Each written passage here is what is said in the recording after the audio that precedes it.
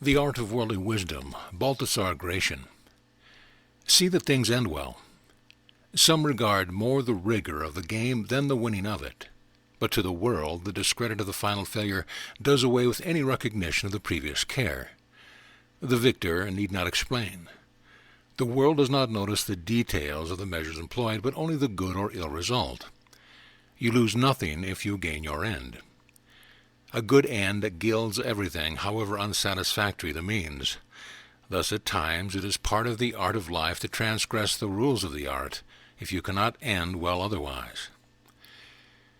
Prefer callings and evidence.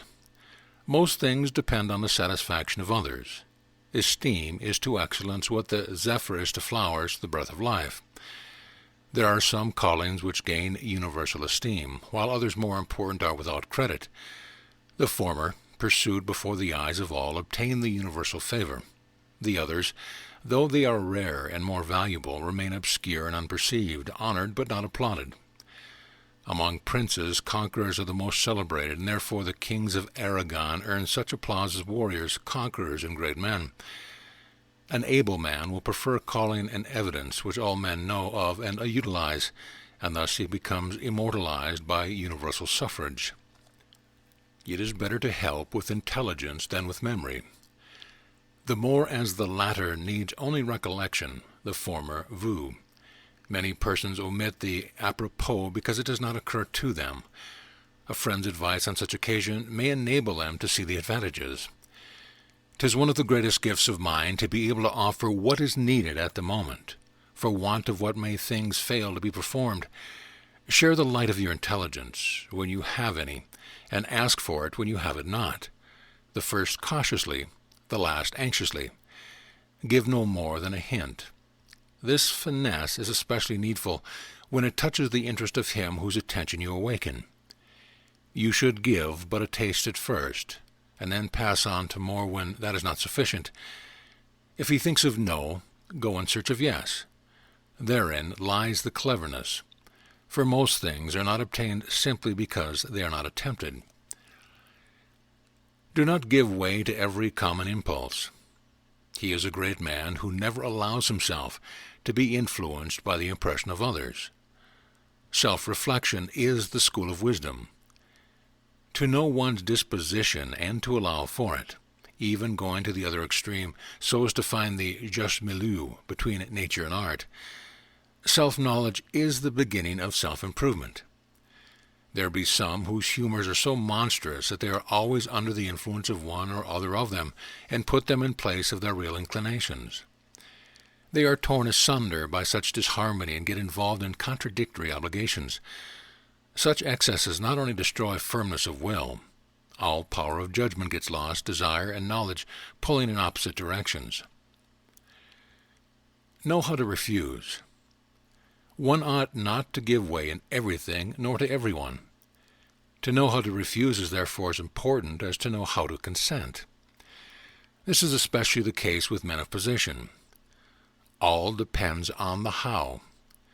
Some men's no is thought more of than the yes of others, for a gilded no is more satisfactory than a dry yes. There are some who always have no on their lips, whereby they make everything distasteful. No always comes first with them, and when sometimes they give way after all, it does them no good on account of the unpleasing herald. Your refusal need not be point blank. Let the disappointment come by degrees, nor let the refusal be final. That would be to destroy dependence. Let some spice of hope remain to soften the rejection. Let politeness compensate and fine words supply the place of deeds. Yes and no are soon said, but give much to think over. Do not vacillate. Let not your actions be abnormal either from disposition or affection. An able man is always the same in his best qualities. He gets the credit of trustworthiness. If he changes, he does so for good reason or good consideration. In matters of conduct, change is hateful. There are some who are different every day. Their intelligence varies, still more their will, and with this their fortune. Yesterday's white is today's black, today's no was yesterday's yes. They always give the lie to their own credit and destroy their credit with others. Be resolute. Bad execution of your designs does less harm than irresolution in forming them. Streams do less harm flowing than when dammed up. There are some men so infirm of purpose that they always require direction from others, and this not on account of any perplexity, for they judge clearly, but from sheer incapacity for action. It needs some skill to find out difficulties, but more to find a way out of them. There are others who are never in straits. Their clear judgment and determined character fits them for the highest calling. Their intelligence tells them where to insert the thin end of the wedge, their resolution how to drive it home. They soon get through anything. As soon as they have done with one sphere of action, they are ready for another. Affianced to fortune, they make themselves sure of success. Utilize slips. That is how smart people get out of difficulties. They extricate themselves from the most intricate labyrinth by some witty application of a bright remark. They get out of a serious contention by an airy nothing or by raising a smile. Most of the great leaders are well grounded in this art. When you have to refuse, it is often the polite way to talk of something else. Sometimes it proves the highest understanding not to understand. Do not be unsociable. The truest wild beasts live in the most populous places. To be inaccessible is the fault of those who distrust themselves, who honors change their manners. It is no way of earning people's goodwill by being ill-tempered with them. It is a sight to see one of those unsociable monsters who make a point of being proudly impertinent. Their dependents, who have the misfortune to be obliged to speak with them, enter as if prepared for a fight with a tiger, armed with patience and with fear. To obtain their post, these persons must have ingratiated themselves with everyone, but having once obtained it, they seek to indemnify themselves by disobliging all. It is a condition of their position that they should be accessible to all, yet, from pride or spleen, they are so to none. 'Tis a civil way to punish such men by letting them alone, and depriving them of opportunities of improvement by granting them no opportunity of conversation.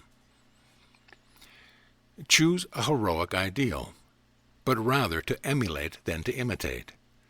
There are exemplars of greatness, living texts of honor.